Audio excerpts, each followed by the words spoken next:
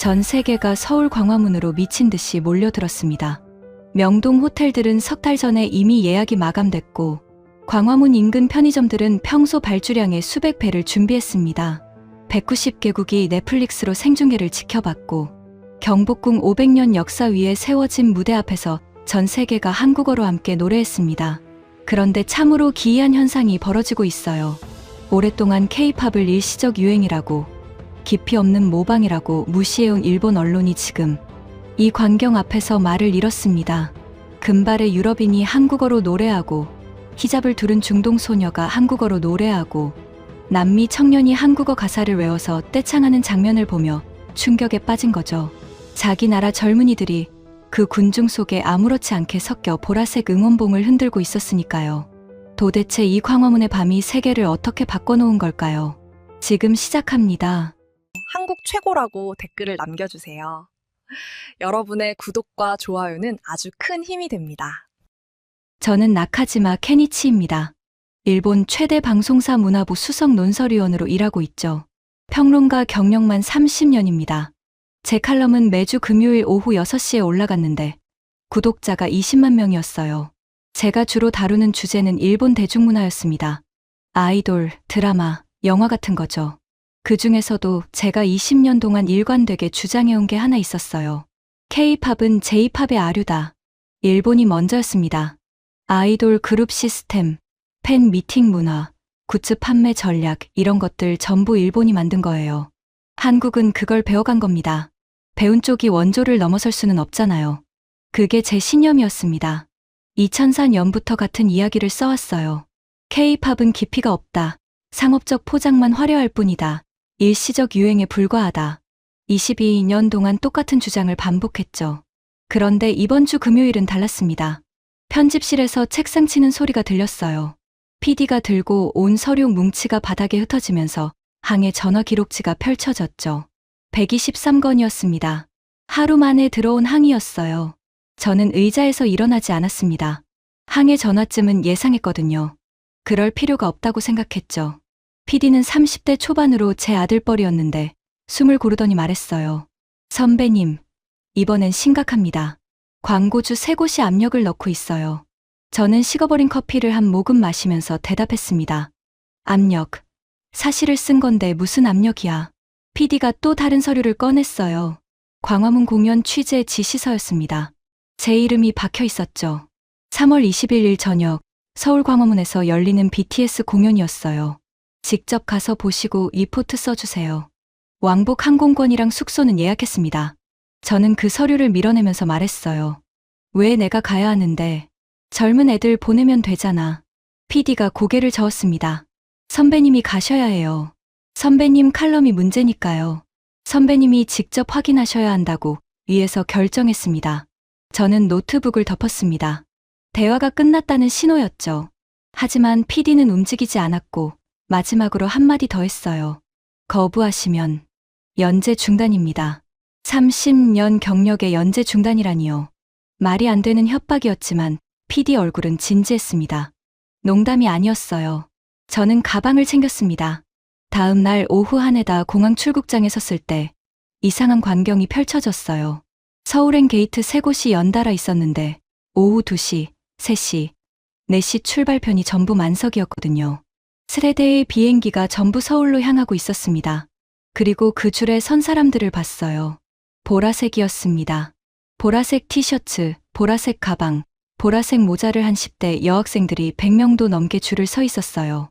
전부 같은 색을 입고 같은 방향을 보고 있었죠. 저는 가방을 바닥에 내려놓았습니다. 손에 힘이 풀렸거든요. 제가 20년 동안 일시적 유행이라고 썼던 그 K-팝이었어요.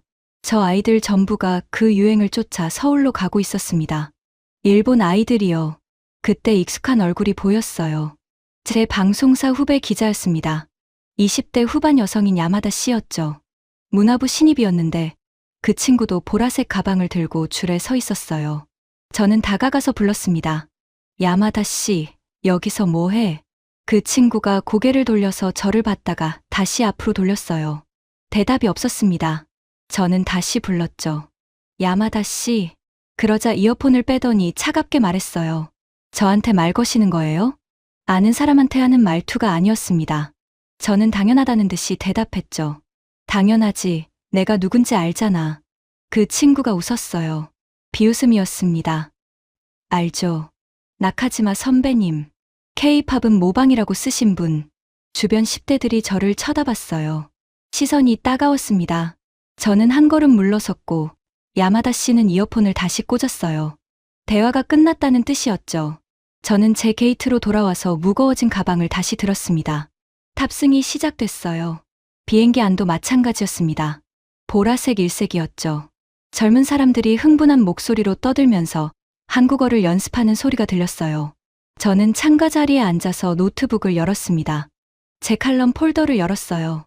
2004년부터 2026년까지 22년치 글이 쭉 정리돼 있었죠. 제목을 내려보았습니다. K-팝, J-팝의 아류를 벗어나지 못하다. 2009년 한류 열풍, 일시적 유행에 불과. 2012년 BTS, 일본 아이돌 시스템의 복사본. 2015년 K-팝 팬덤, 광기에 가까운 맹목. 2018년 한국 대중문화, 깊이 없는 소비재. 2023년 저는 스크롤을 멈췄습니다. 틀린 말을 쓴 게 아니었어요.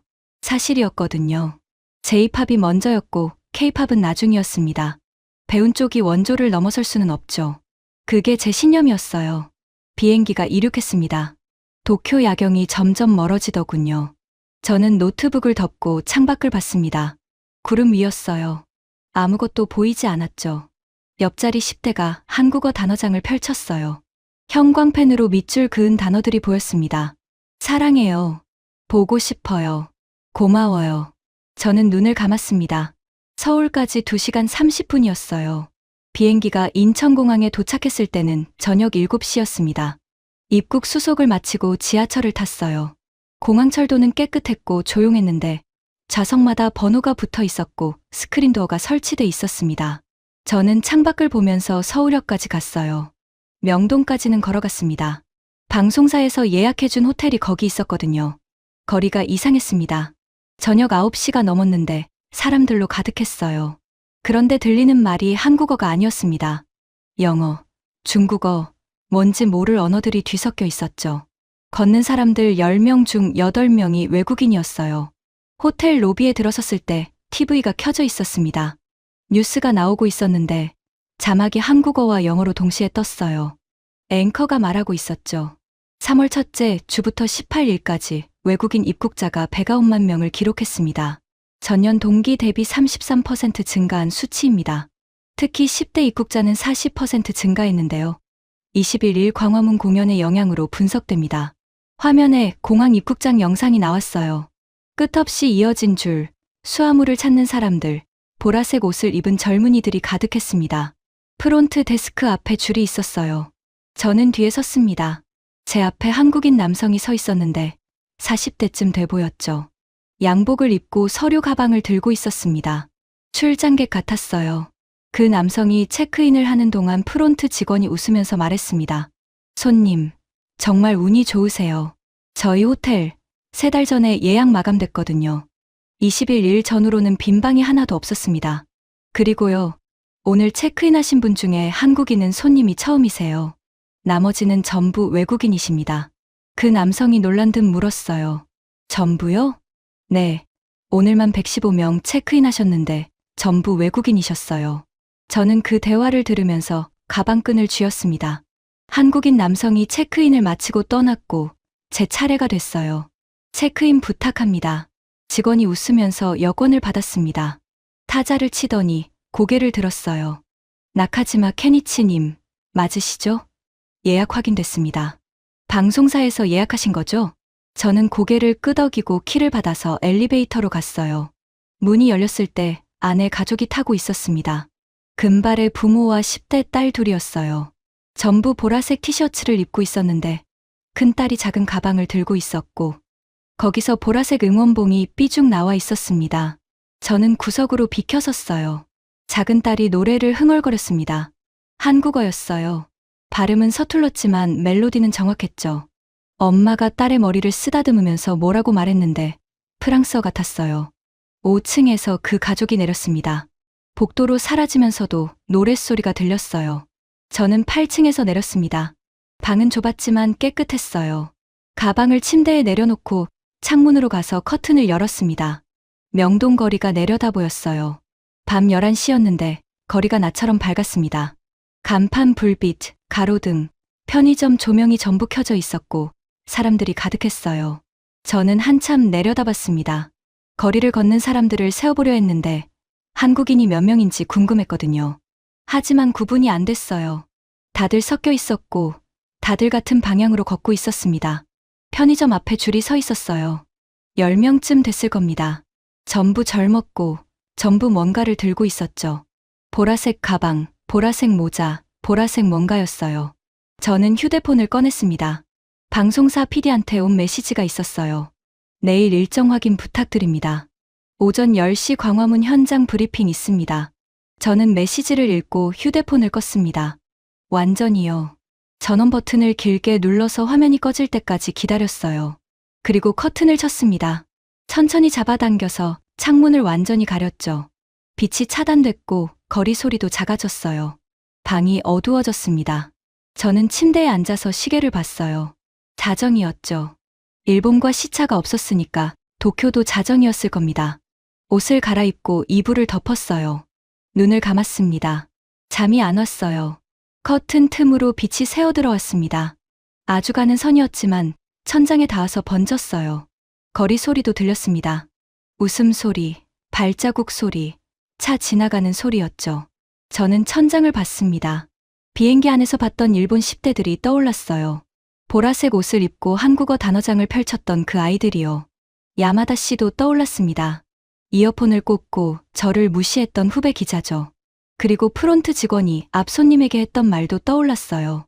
오늘 체크인하신 분 중에 한국인은 손님이 처음이세요. 저는 몸을 돌려서 벽을 봤습니다. 옆방에서 소리가 들렸어요. TV 소리 같았는데 음악이 흘러나왔습니다. 한국어 노래였어요. 경쾌한 멜로디였는데 누군가 따라 부르는 소리가 들렸습니다. 저는 베개로 귀를 막았어요. 시계를 다시 봤습니다. 오전 2시였어요.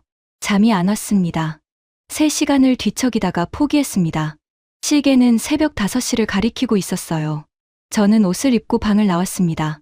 복도는 조용했고 엘리베이터는 텅 비어 있었어요. 로비를 지나서 호텔 밖으로 나왔습니다. 공기가 차갑더군요. 3월 중순이었지만 새벽 공기는 여전히 쌀쌀했어요. 거리는 조용했습니다. 밤새 시끄럽던 명동이 처음으로 잠든 것 같았죠. 저는 골목을 걸었어요. 어디로 가는지도 모르고 그냥 걸었습니다. 한 블록, 두 블록, 세 블록을 지나면서 간판들을 봤어요.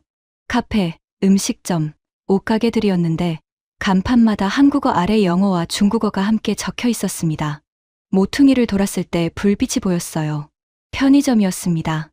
그런데 편의점 앞에 큰 트럭이 서 있었고 2명의 남자가 짐을 내리고 있었어요. 저는 가까이 다가갔습니다. 박스가 산더미처럼 쌓여 있었어요. 생수, 과자, 컵라면, 김밥, 삼각김밥 박스들이었는데 그 옆에 다른 것들도 보였습니다. 돗자리, 핫팩, 일회용 충전기, 우비까지요. 편의점 안에서 40대쯤 돼 보이는 남자가 나왔어요. 점장 같았는데 손에 클립보드를 들고 트럭 기사한테 뭐라고 말하면서 체크하고 있었습니다. 저는 멀찌감치 서서 봤어요. 점장이 서울 지도를 펼쳐서 진열대 위에 놓았는데 형광펜으로 표시된 곳이 수십 군데였습니다. 트럭 기사가 물었어요. 이게 다 뭐예요? 점장이 대답했습니다. 외국인 숙소예요. 여기서 여기까지 전부요. 오늘 오전까지 배송 다 돌려야 해요. 5시간 안에요. 트럭 기사가 휘파람을 불었어요. 와, 장난 아니네. 점장이 웃었습니다. 장난 아니죠. 평소 발주량의 수백 배예요. 본사에서 긴급으로 보낸 겁니다. 21일까지 이 물량 5번 더 들어와요. 저는 그 대화를 들으면서 편의점 옆 골목으로 걸어갔어요. 그러다가 안내판을 봤습니다. 한국어, 영어, 중국어로 방향을 안내하는 표지판이었어요. 관광지에나 있을 법한 게 골목 어귀에 당연하다는 듯 써 있었습니다. 저는 다시 걸었어요. 다음 블록에서 가게를 봤습니다. 셔터가 내려져 있었는데 치즈 핫도그 그림이 그려져 있었어요.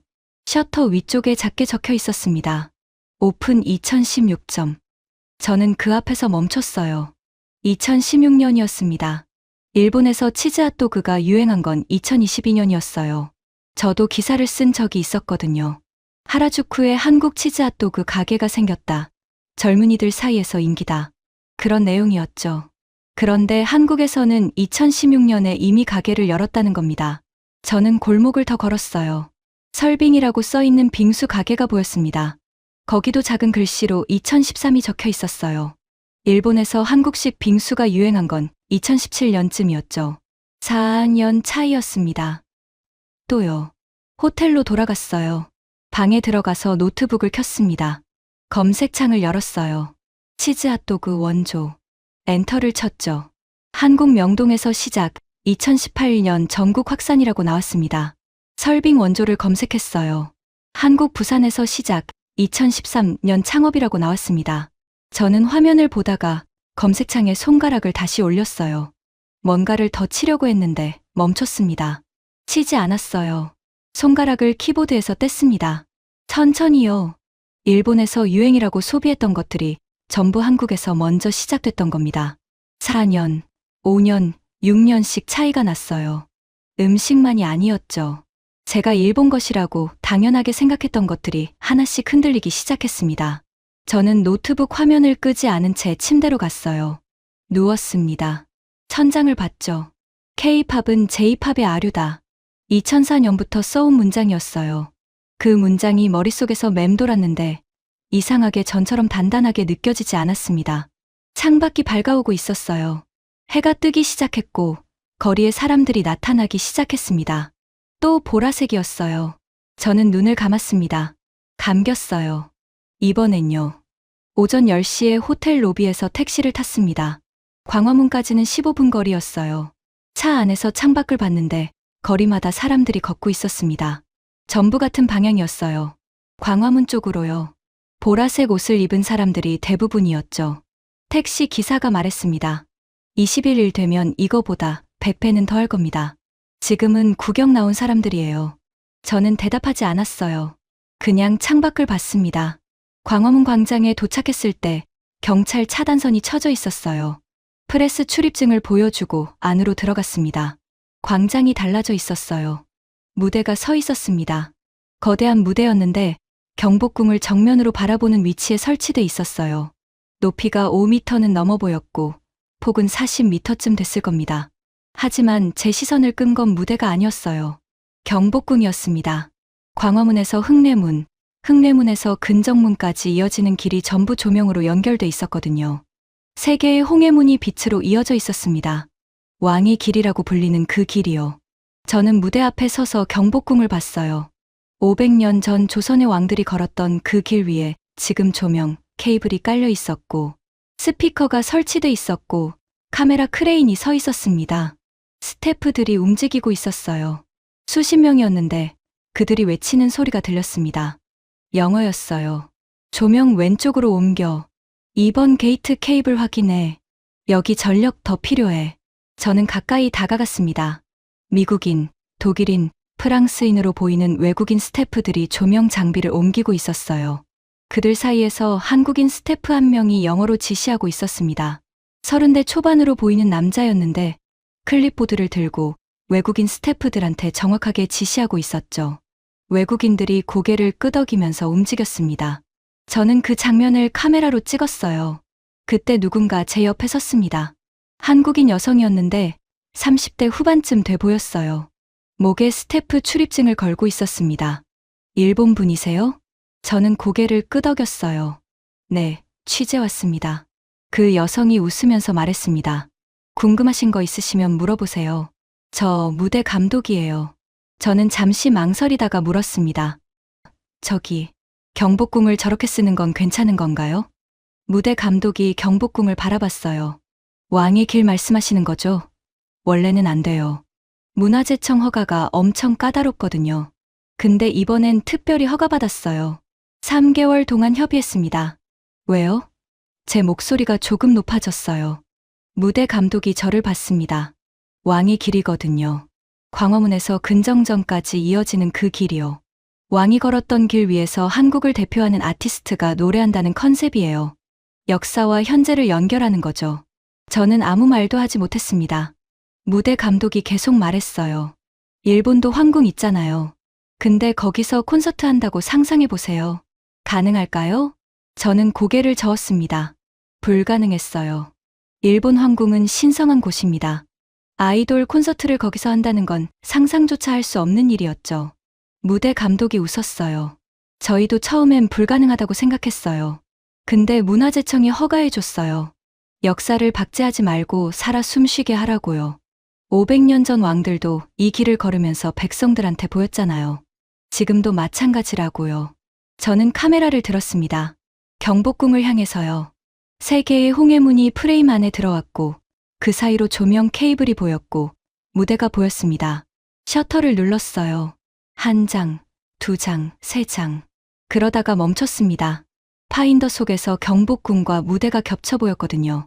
500년 전 역사와 지금 이 순간이 한 화면에 들어와 있었습니다. 저는 카메라를 내렸어요. 천천히요. 그리고 껐습니다. 무대 감독이 물었어요. 사진 그만 찍으세요? 저는 대답하지 않았습니다. 그냥 주머니에서 담배를 꺼냈어요. 무대 감독한테 가볍게 고개를 숙이고 광장 구석으로 걸어갔습니다. 담배에 불을 붙였어요. 한 모금 깊게 들이마셨습니다. 일본에서 30년 동안 문화평론가로 일하면서 수백 번의 콘서트를 취재했습니다. 도쿄돔, 요요기체육관, 사이타마 슈퍼아레나, 일본 최고의 공연장들을 전부 가봤어요. 하지만 황궁에서 콘서트를 연다는 건 한 번도 상상해 본 적이 없었습니다. 왜냐하면 불가능하니까요. 일본은 역사를 보존합니다. 지키죠. 황궁은 황실의 것이고 신성한 공간이에요. 대중문화가 거기 들어갈 수 없습니다. 그게 맞다고 생각했어요. 그런데 한국은 달랐습니다. 경복궁 왕이 길 위에 무대를 세웠어요. 500년 된 역사 위에 지금의 문화를 올려놓은 겁니다. 담배를 한 갭이 더 피웠습니다. 그리고 또 한 갭이 더요. 세 갭이를 연달아 피우고 나서 휴대폰을 꺼냈어요. 도쿄 방송사 PD한테 메시지를 보냈습니다. 내일 본 공연 취재 후 귀국 일정 변경 요청합니다. PD한테서 답이 왔어요. 왜요? 무슨 일 있어요? 저는 휴대폰 화면을 보다가 주머니에 넣었습니다. 대답하지 않았어요. 대답할 수가 없었거든요. 왜 더 있어야 하는지 저도 모르겠었으니까요. 오후가 되자 광화문 주변이 달라지기 시작했습니다. 경찰들이 나타났어요. 한 명, 두 명이 아니었습니다. 수십 명씩 무리를 지어서 배치되고 있었죠. 저는 광장 가장자리에 서서 그 장면을 봤습니다. 경찰 버스가 3대 들어왔어요. 한 대에서 20명씩 내렸는데 전부 형광 조끼를 입고 있었습니다. 그들이 광장 곳곳에 흩어져서 자리를 잡았어요. 저는 가까이 다가가서 한 경찰한테 물었습니다. 오늘 몇 명이나 투입되나요? 경찰이 저를 봤어요. 프레스 출입증을 확인하고 대답했습니다. 7,000명입니다. 광화문 주변에만 5,000명, 지하철역이랑 주요 도로에 2,000명이요. 7,000명이요? 네, 내일은 10,000명 넘게 투입될 겁니다. 저는 고개를 끄덕이고 돌아섰어요. 광장을 다시 봤습니다. 경찰들이 계속 늘어나고 있었어요. 40명, 50명, 60명. 숫자를 세다가 포기했습니다. 해질 무렵이 되자 다른 것들이 설치되기 시작했어요. 금속 탐지 게이트였습니다. 광장 입구마다 게이트가 세워지고 있었는데 공항에서 보는 것과 똑같은 모양이었어요. 높이가 2미터쯤 되는 은색 기둥 2개가 양쪽에 서 있었고 그 사이로 사람들이 지나가게 돼 있었습니다. 저는 게이트를 세우는 작업자한테 물었어요. 이거 몇 개나 설치하나요? 작업자가 땀을 닦으면서 대답했습니다. 31개요. 광장 입구 전부예요. 내일 아침까지 다 설치해야 해요. 31개요. 저는 광장을 한 바퀴 돌면서 게이트들을 세어봤습니다. 동쪽에 7개, 서쪽에 8개, 남쪽에 9개, 북쪽에 7개. 정확히 31개였어요. 밤이 됐습니다. 광장에 조명이 켜졌는데 낮보다 더 밝았어요. 작업은 계속됐고 사람들은 더 많아졌습니다. 스태프, 경찰, 작업자들이 뒤섞여서 움직이고 있었죠. 저는 광장 한쪽에 앉아서 봤습니다. 그때 트럭 한 대가 들어왔어요. 통신사 로고가 붙어 있었는데 뒤에서 사람들이 내렸습니다. 작업복을 입은 엔지니어들이었어요. 그들이 큰 장비를 내리기 시작했습니다. 이동형 기지국이었어요. 높이가 3m쯤 되는 기둥에 안테나가 달려 있었고 바닥에는 발전기가 붙어 있었습니다. 저는 일어나서 가까이 갔어요. 엔지니어 한 명이 노트북을 펼쳐서 뭔가를 확인하고 있었습니다. 화면에 지도가 떠 있었는데 광화문 주변이 여러 색깔로 나뉘어 있었어요. 저는 물었습니다. 저거 뭐예요? 엔지니어가 저를 봤어요. 통신 트래픽 분산 맵이요. 내일 20만 명 넘게 몰리면 기존 기지국으로는 감당이 안 돼요. 그래서 이동형 기지국을 22개 설치하는 겁니다. 22개요? 네. 통신 3사가 전부 설치해요. 그리고 인공지능으로 실시간 트래픽을 조절합니다. 어느 지역에 사람이 몰리면 자동으로 대역폭을 늘리고 분산되면 줄이고요. 저는 노트북 화면을 봤습니다. 지도 위에 숫자들이 실시간으로 바뀌고 있었어요. 빨간색 구역, 노란색 구역, 초록색 구역으로 나뉘어 있었고 그 색깔들이 계속 움직이고 있었습니다. 엔지니어가 말했어요. 저 시스템 개발하는데 6개월 걸렸어요. 이번 공연 때문에 만든 건데 나중에 다른 대형 행사에도 쓸 수 있을 겁니다. 저는 고개를 끄덕이고 물러섰습니다. 광장을 다시 봤어요. 이동형 기지국 트럭이 또 들어오고 있었습니다. 2대, 3대 계속 들어왔어요. 저는 호텔로 돌아가지 않았습니다. 광장 벤치에 앉아서 계속 봤어요. 자정이 넘어서 한 무리의 사람들이 나타났습니다. 20대로 보이는 젊은 사람들이었는데 전부 노트북을 들고 있었어요. 그들이 광장 한쪽에 자리를 잡고 앉았습니다. 저는 다가가서 물었어요. 뭐 하시는 분들이에요? 한 명이 대답했습니다. 카카오맵, 네이버, 티맵 개발자들이요. 내일 인파 분산 시스템 실시간 모니터링 하려고 대기 중입니다. 인파 분산이요? 네. 지도 앱으로 실시간 혼잡도를 표시해요. 어느 지역이 막히면 빨간색으로 표시하고 우회 경로를 자동으로 안내하죠. 스마트 서울맵이랑도 연동돼서 4개 국어로 동시에 안내됩니다. 저는 그 말을 듣고 아무 말도 하지 못했습니다. 일본에도 지도 앱이 있습니다. 하지만 실시간 인파 분산 시스템은 없어요. 대형 행사 때 경찰이 수동으로 교통을 통제하죠. 앱으로 자동 분산한다는 건 들어본 적이 없었습니다. 저는 벤치로 돌아와서 앉았어요. 휴대폰을 꺼내서 인터넷을 검색했습니다. 일본 대형 콘서트 교통관리. 엔터를 쳤어요. 결과가 나왔습니다. 경찰 수동 통제, 역입구 제한, 분산 입장 안내. 전부 사람이 직접 하는 방식이었어요. 저는 다시 검색했습니다. 한국 스마트 시티 시스템. 결과가 쏟아졌어요. 인공지능 교통관리, 실시간 데이터 분석, 사물 인터넷 연동, 빅데이터 활용. 단어들이 화면을 가득 채웠습니다. 저는 휴대폰을 내렸어요. 이게 내가 후진국 취급하던 나라인가. 혼잣말이 나왔습니다. 작은 목소리였는데 제 귀에도 똑똑히 들렸어요. 새벽 2시쯤 됐을 때 저는 호텔로 돌아갔습니다. 방에 들어가서 노트북을 켰어요. 방송사에 보낼 리포트를 써야 했거든요. 광화문 공연 사전 취재 보고서였죠. 워드를 열었습니다. 커서가 깜빡였어요. 저는 키보드에 손을 올렸습니다. 그런데 쓸 수가 없었어요. 뭐라고 써야 할지 몰랐거든요. 오늘 본 것들을 어떻게 설명해야 할지, 어떤 단어로 표현해야 할지 감이 안 잡혔습니다. 경찰 7,000명, 금속탐지 게이트 31개, 이동형 기지국 22개, 인공지능 트래픽 관리, 실시간 인파 분산 시스템, 숫자들만 나열하면 되는 건가요? 그게 리포트인가요? 저는 빈 화면을 봤습니다. 커서만 깜빡였어요. 1시간을 그렇게 앉아 있었습니다. 한 글자도 쓰지 못했어요. 결국 노트북을 덮었습니다. 창밖을 봤어요. 명동거리는 여전히 밝았고 사람들이 여전히 걷고 있었습니다. 내일이면 저 사람들이 전부 광화문으로 갈 거예요. 20만 명 넘게요. 저는 침대에 누웠습니다. 천장을 봤어요. 아무 생각도 하고 싶지 않았는데 머릿속에서 숫자들이 맴돌았습니다. 7,000, 31, 22, 4, 20만. 눈을 감았어요. 잠이 안 왔습니다. 3월 21일 아침이 밝았습니다. 저는 새벽 5시에 일어나서 광화문으로 향했어요. 거리는 이미 사람들로 가득했습니다. 호텔에서 지하철역까지 걷는 동안 수백 명과 스쳤어요. 전부 보라색을 입고 있었죠. 지하철을 탔는데 10,000원이었습니다. 아침 5시 반인데도요. 사람들이 가방을 바닥에 내려놓고 서 있었는데 들리는 말이 한국어가 아니었어요. 영어, 중국어, 스페인어 같은 소리들이 뒤섞여 있었습니다. 광화문역에서 내렸을 때 계단이 막혀 있었어요.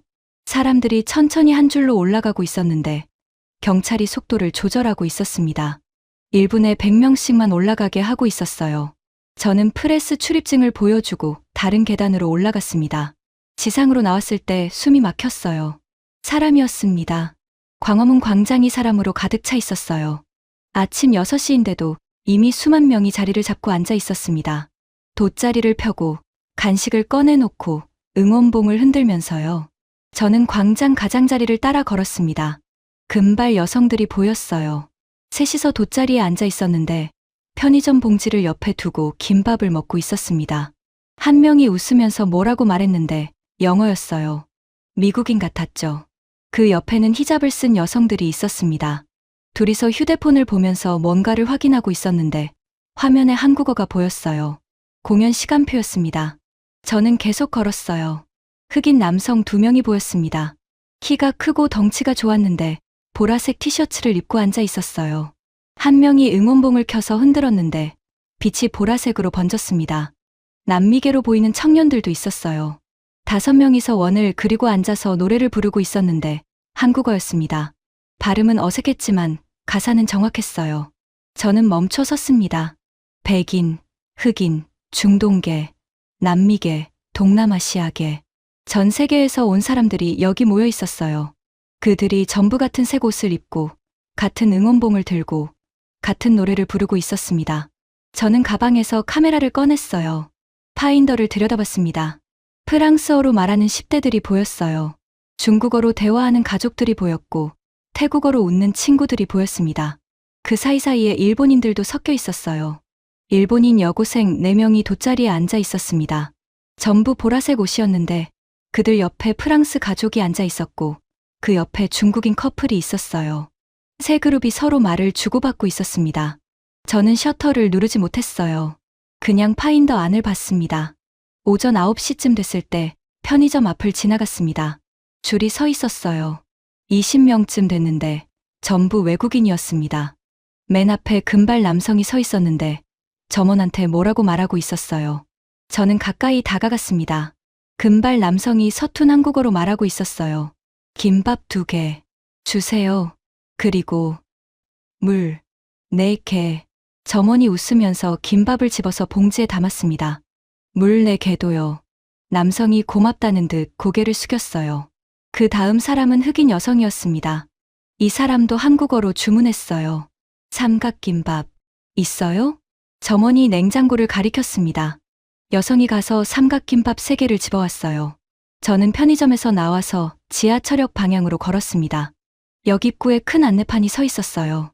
디지털 화면이었는데 4개 국어로 글자가 바뀌고 있었습니다.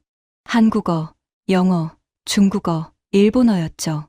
광화문 방향 혼잡, 우회 경로 추천, 다음 역에서 하차 후 도보, 이동 권장. 글자가 빨간색으로 깜빡였어요. 그 아래 지도가 나타났는데 빨간색 구역과 초록색 구역으로 나뉘어 있었습니다. 저는 그 안내판을 보고 있는 사람들을 봤어요. 10여 명이 서서 화면을 보고 있었는데 휴대폰으로 사진을 찍고 있었습니다. 그들이 서로 말을 주고받으면서 어느 길로 갈지 상의하고 있었어요. 저는 다시 광장으로 돌아왔습니다.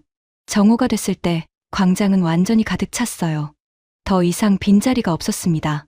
사람들이 어깨를 맞대고 앉아 있었는데 그 사이로 걸어 다니는 것조차 힘들었어요. 저는 광장 북쪽 끝에 섰습니다. 남쪽을 봤어요.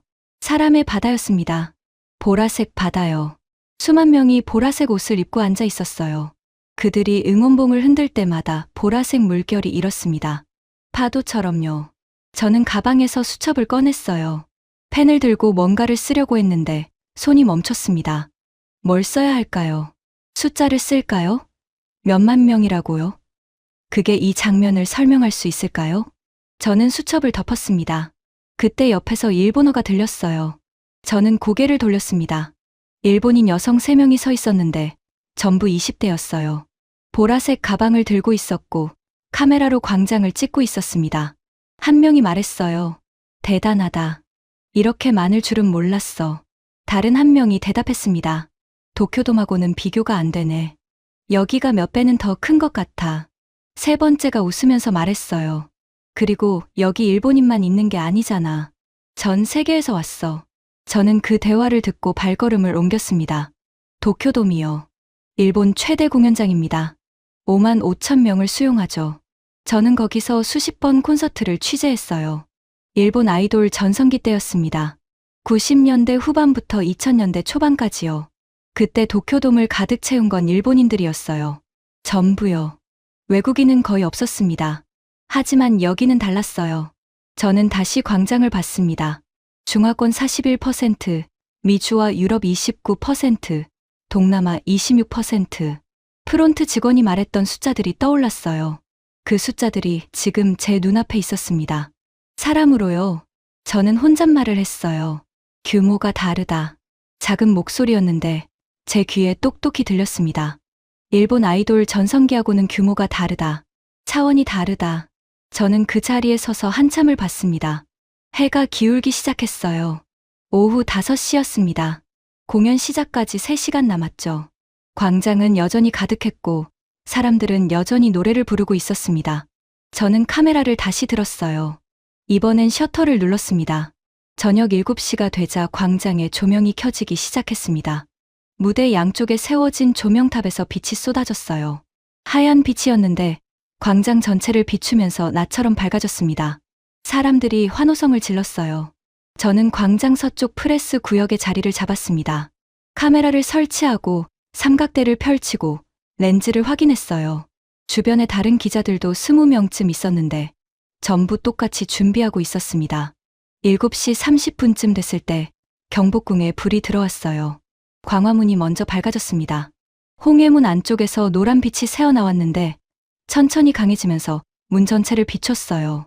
그 다음 흑내문도 밝아졌고 마지막으로 근정문도요. 세 개의 홍해문이 일치선으로 빛나고 있었습니다. 왕의 길이었어요. 저는 카메라 파인더를 들여다봤습니다. 광화문에서 근정문까지 이어지는 그 길이 한 화면에 들어왔어요. 500년 전 왕들이 걸었던 길이 지금 빛으로 연결돼 있었습니다. 7시 50분이 됐을 때 광장이 조용해지기 시작했어요. 수만 명이 앉아 있었는데 소리가 줄어들었습니다. 웃음소리, 대화소리, 노랫소리가 하나씩 멈췄어요. 사람들이 무대를 보고 있었습니다. 저는 시계를 봤어요. 7시 55분이었습니다. 무대 위 스크린에 숫자가 나타났어요. 5, 4, 3, 2, 1. 카운트다운이었습니다. 0이 됐을 때 광장의 모든 불이 꺼졌어요. 완전한 어둠이었습니다. 무대 조명도, 가로등도, 광장 조명도 전부 꺼졌어요. 칠흑 같은 어둠 속에서 수만 명이 숨을 참고 있었습니다. 그리고 소리가 들렸어요. 북소리였습니다. 쿵, 쿵, 쿵. 느리고 무거운 북소리가 광장을 가득 채웠어요. 한 번, 두 번, 세 번. 심장이 뛰는 것 같았습니다. 그때 광화문에서 빛이 터졌어요. 붉은 빛이었습니다. 홍해문 안쪽에서 불꽃처럼 번지면서 하늘로 치솟았어요. 사람들이 비명을 질렀습니다. 환호하는 소리였죠. 흑내문에서도 빛이 터졌습니다. 파란 빛이었어요. 근정문에서는 노란 빛이 터졌고요. 세 개의 홍해문이 각각 다른 색으로 빛나면서 왕이 길을 만들었습니다. 무대 위로 사람들이 나타났어요. 음악이 시작됐습니다. 느린 멜로디였는데 전통 악기 소리가 섞여 있었어요. 가야금 같았습니다. 그 위로 현대적인 비트가 깔렸죠. 저는 카메라로 찍고 있었는데 손이 떨렸습니다. 삼각대를 잡았는데도 떨렸어요. 노래가 시작됐어요. 한국어였습니다. 가수가 부르는 노래였는데 광장 전체에 울려 퍼졌어요. 스피커 음질이 좋았습니다. 모든 단어가 또렷하게 들렸죠. 그러다가 멜로디가 바뀌었어요. 아리랑이었습니다. 전통 민요를 현대적으로 편곡한 버전이었는데 가수가 첫 소절을 부르기 시작했어요. 아리랑 아리랑 아라리요. 그 순간이었습니다. 광장에 있던 수만 명이 함께 노래를 부르기 시작했어요. 아리랑 고개로 넘어간다. 목소리가 하나로 합쳐졌습니다. 수만 개의 목소리가 하나의 노래가 됐어요. 그 소리가 광장을 채우고 건물을 타고 올라가고 하늘로 퍼져나갔습니다. 저는 카메라에서 눈을 떼고 광장을 봤어요. 금발의 유럽인이 노래하고 있었습니다. 한국어로요. 발음이 완벽하지는 않았지만 가사를 알고 있었어요. 히잡을 쓴 중동 여성도 노래하고 있었습니다. 흑인 남성도, 남미 청년도, 동남아 가족들도 전부 노래하고 있었어요. 한국어로요. 일본인들도 있었습니다. 제가 공항에서 봤던 그 10대들이요. 보라색 옷을 입고 응원봉을 흔들면서 한국어로 노래하고 있었어요. 저는 그 광경을 보면서 숨을 쉴 수가 없었습니다. 이건 콘서트가 아니었어요. 전 세계 사람들이 한국어를 배워서 여기까지 와서 함께 노래하고 있었습니다. 금발도, 흑발도, 히잡도, 십자가 목걸이도 전부 한국어 가사를 외우고 있었어요. 일본 도쿄돔에서는 일본인들이 일본어로 노래했습니다. 당연한 거죠. 그게 정상이에요. 하지만 여기는 달랐어요. 미국인이 한국어로 노래하고, 프랑스인이 한국어로 노래하고, 아랍인이 한국어로 노래하고 있었습니다. 한국어가 세계어가 되고 있었어요. 저는 그 사실을 알았습니다. 아리랑이 끝나고 다음 곡이 시작됐을 때도 떼창은 계속됐어요. 수만 명이 한국어로 노래했고, 응원봉을 흔들었고, 소리를 질렀습니다. 무대 스크린에 글자가 떴어요. 넷플릭스 동시 시청 190개국, 190개국이요. 지금 이 순간 전 세계 190개국 사람들이 이 공연을 보고 있었습니다. 광장에 있는 수만 명만이 아니라 화면 너머에 수백만 명이 더 있었어요. 저는 카메라를 내렸습니다. 화면이 흔들렸어요. 제대로 잡을 수가 없었습니다. 안경을 벗었습니다. 안경알이 뿌옇게 흐려져 있었거든요. 옷소매로 닦았는데 계속 흐려졌어요. 닦고 또 닦았습니다. 공연은 계속됐어요. 1시간, 2시간, 3시간. 노래가 이어졌고 사람들은 계속 환호했고 광장은 계속 빛났습니다. 저는 그 시간 동안 거의 사진을 찍지 못했어요. 카메라를 들었다가 내렸다가 반복했습니다. 파인더를 보다가 눈을 떼고 다시 보다가 또 눈을 뗐어요. 제대로 볼 수가 없었거든요. 밤 11시쯤 공연이 끝났습니다. 마지막 곡이 끝나고 조명이 꺼지고 무대 위 사람들이 손을 흔들었어요. 광장에서 환호성이 터졌습니다. 저는 그 자리에 서 있었습니다. 주변 기자들이 장비를 정리하고 떠나고 있었는데 저는 움직이지 못했어요. 카메라가 손에 들려 있었는데 무게가 느껴지지 않았습니다. 광장 사람들이 천천히 일어나서 흩어지기 시작했어요. 하지만 여전히 수천 명이 남아서 노래를 부르고 있었습니다. 저는 카메라를 가방에 넣었습니다. 삼각대를 접었어요. 렌즈캡을 덮었고요. 그리고 광장을 천천히 걸어서 나왔습니다. 광장을 나와서 광화문 거리를 걸었습니다. 자정이 넘었는데도 사람들이 가득했어요.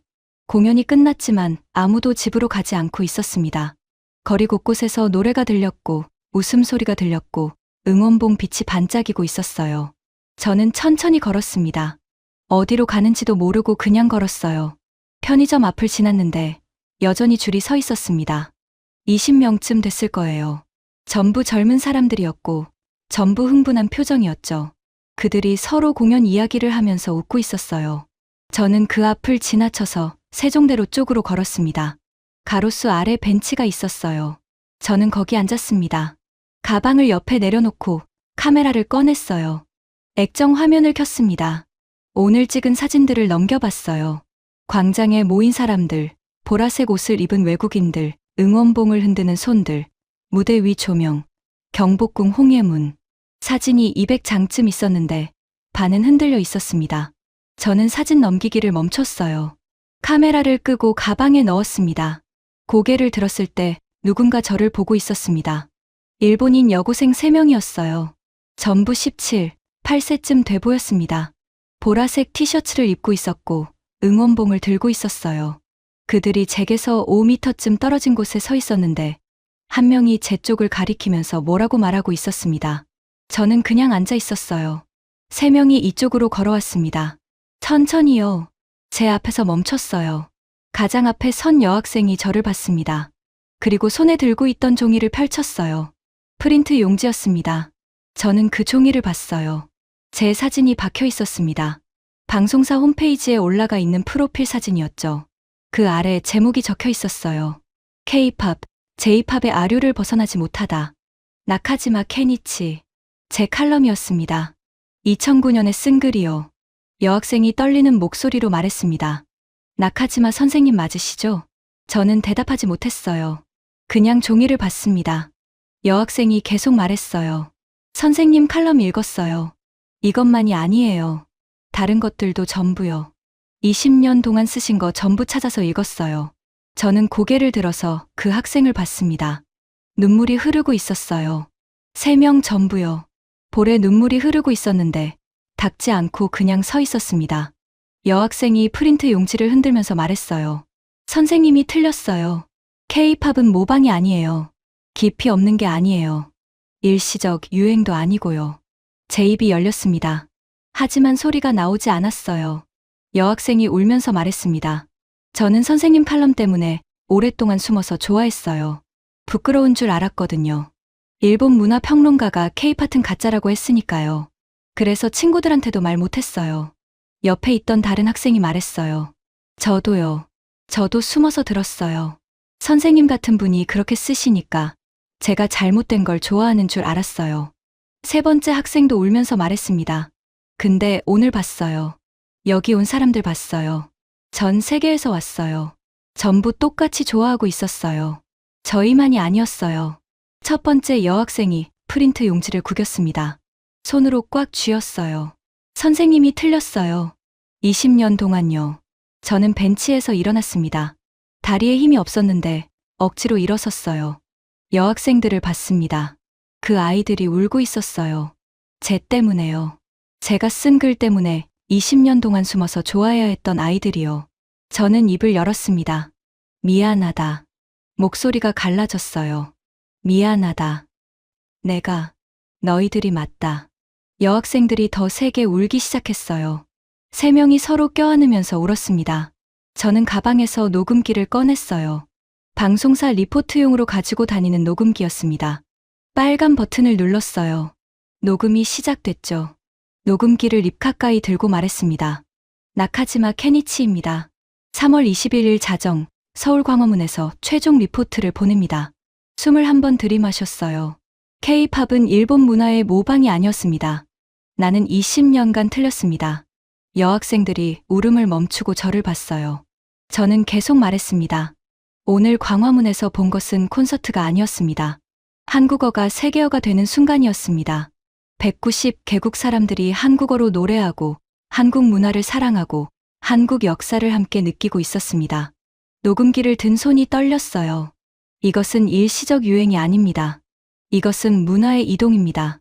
중심이 바뀌고 있습니다. 내가 평생 지키려 했던 것은 이미 무너졌습니다. 저는 녹음기를 내렸습니다. 여학생 3명이 아직도 저를 보고 있었어요. 눈물 자국이 얼굴에 남아 있었습니다. 저는 그들한테 고개를 숙였습니다. 깊게요. 일어났을 때 그 아이들도 고개를 숙였어요.